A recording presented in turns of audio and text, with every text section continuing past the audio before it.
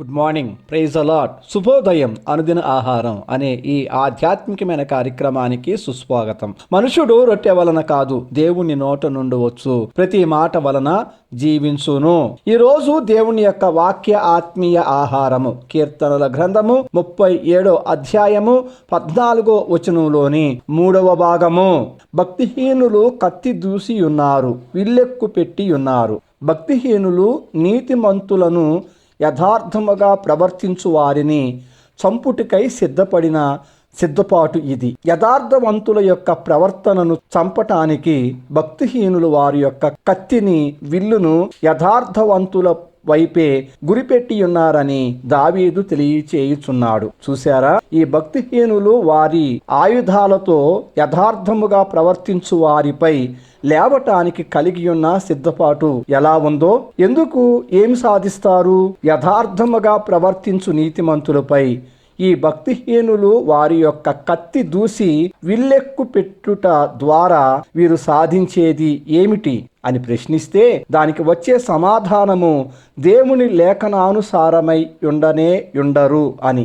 ఇది వారికి తెలిసి కూడా వారి యొక్క భక్తిహీనతపు సముద్రపు తరంగముల వలె, ప్రవాహము వలె ఉండుట వలన వారు నీతిమంతులపై కత్తి దూస్తారు, విల్లెక్కు పెట్టి వారిపై గురిపెట్టి ఉంటారు. ఇది వారి యొక్క అంతమునకు వారు ఎంత వెదికినను కనబడకుండా పోవుటకు సిద్ధపరచుకొను మార్గమయ్యున్నది.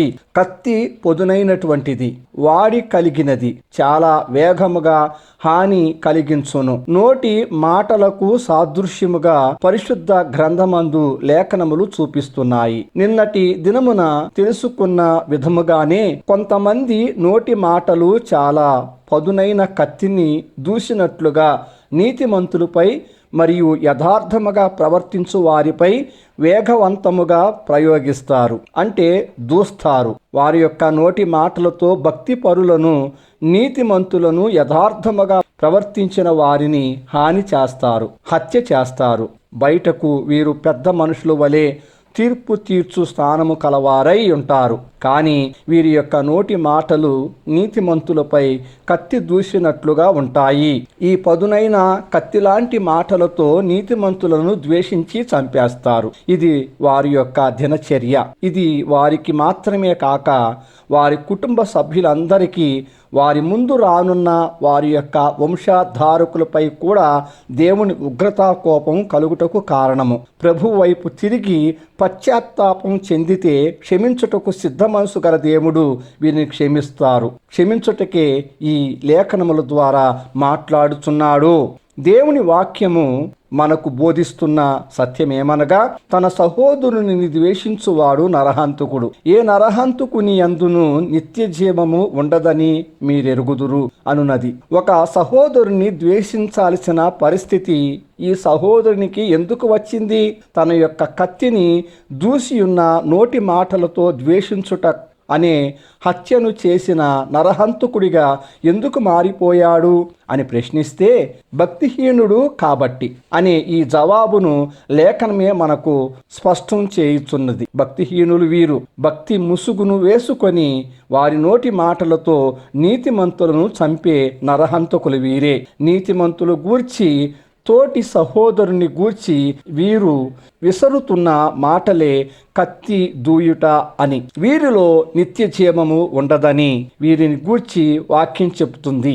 అవును కదా, హృదయములో సమాధానమే ఉండని వీరి యందు నిత్య జీవం ఎలా ఉంటుంది? కక్ష, పగ, ద్వేషము, కోపములతో వీరి హృదయము నివాస స్థానమై ఉండగా, సమాధానము దేవుని సత్యము, నీతి, మంచితనమై ఉన్న దేవుడు అనుగ్రహించు నిత్య జీవమును వీరు కలిగి ఉండలేరు. కలిగి ఉన్నామో అని వీరు చెప్పుకుంటూ ఉండవచ్చేమో గాని వీరు నీతిమంతులపై వీరి నోటి మాటలు అనే కత్తిని దూసి ద్వేషించిన నరహంతకులు, ఈ భక్తి కలిగిన భక్తిహీనులు.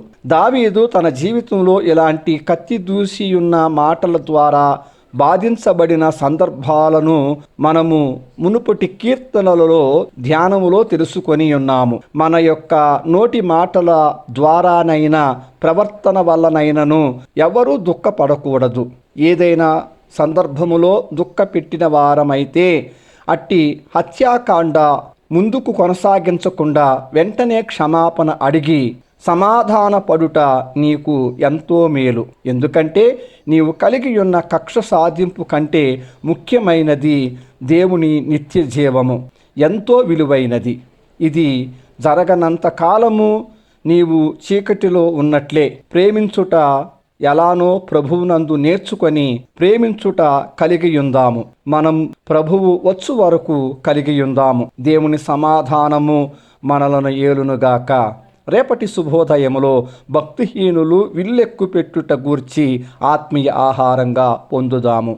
దేవుడు మిమ్మలను మీ కుటుంబాలను దీవించునగాక. ప్రార్థన. ప్రేమస్వరూపమైనటువంటి మహాకనికరం కలిగిన మా పరలోకపు తండ్రి, నీకు స్తోత్రములు. మమ్మల్ని ఎంతో ప్రేమించి మాకు అనుగ్రహించిన ఈ దినమును బట్టి కృతజ్ఞత స్తుతులు చెల్లిస్తున్నాం ప్రభువా. ఈ దినమంతా మీ అధికారానికి అప్పగిస్తున్నాం. మా జీవితాలలో ఈరోజు ఏమి జరగాలని మీ చిత్తములో ఉన్నదో దానిని జరిగించండి. మీ ఉద్దేశమును ప్రణాళికలను ఎరిగిన వారమై దానికి అనుగుణంగా జీవించటానికి కృప చూపించండి. వాక్యం విని ప్రార్థనలో ఏకీభవిస్తున్న ప్రతి బిడ్డను దీవించి ఆశీర్వదించండి. వారికి ఉన్న అనారోగ్యమును తొలగించండి.